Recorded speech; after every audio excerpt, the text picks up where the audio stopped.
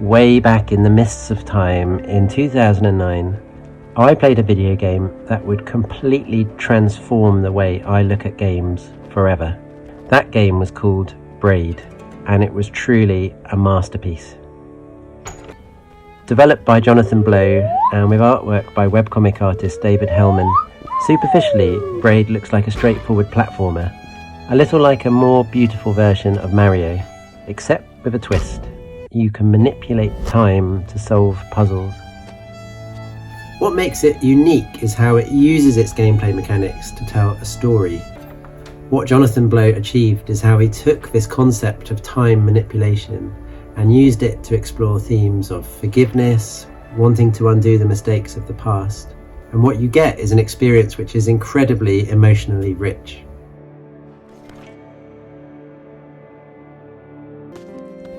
In Braid, the central mechanic is the ability to rewind time.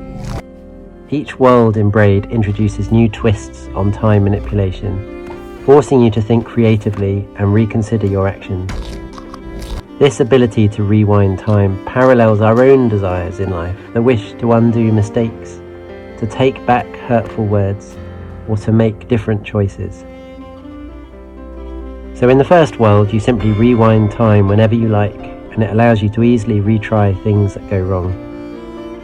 But in each subsequent world, it introduces a twist on the concept, like one where most things rewind, but certain elements only ever move forwards through time. Or my favourite, the one where time moves relative to your position, so it flows forwards as you walk to the right and backwards as you walk to the left. This allows for a really wide variety of puzzles that keep the game engaging throughout. Through it all, Braid uses these mechanics as the basis for a profound exploration of its central theme, forgiveness. The game's protagonist Tim is on a quest to find a princess, a metaphor for his longing to correct a significant mistake. As players, we experience this journey through the lens of time manipulation, constantly rewinding to fix errors and learn from them. This mechanic mirrors real-life scenarios where we wish we could turn back time. Braid makes us think, what if we could fix our past mistakes? Would we actually learn and grow? Or would we become trapped in a cycle of constant correction, never moving forward? My wife loves to say that mistakes are marvellous if you learn from them. But what if we became so used to immediately fixing the results of our mistakes that we essentially never made any?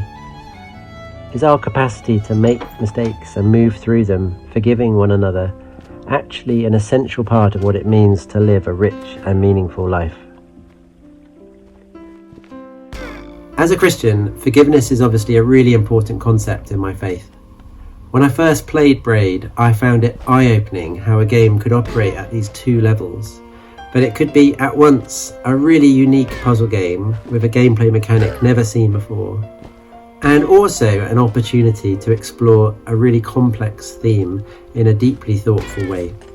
I found it deeply inspiring. It made me long to make my own game like this, inspired by my faith, that could help people engage with important concepts and explore the meaning of life. I've seen other projects do this really well too, like That Dragon Cancer, whose gameplay mechanics work to reinforce the themes they want to explore in a way that really draws the player in and creates an incredibly emotionally engaging experience. A decade and a half later, and that journey has led me to where I am today, working on my own game, The Serpent and the Seed. And hopefully building something that gives the player a similarly emotionally engaging experience while exploring the meaning of life. And since Braid has been such an important part of my own journey, it's so wonderful that they've released this new Anniversary Edition and brought it up to date with modern platforms, so that I can enjoy it with my own kids too. The updated visuals really are gorgeous, and it's been a real delight to play it again after all these years.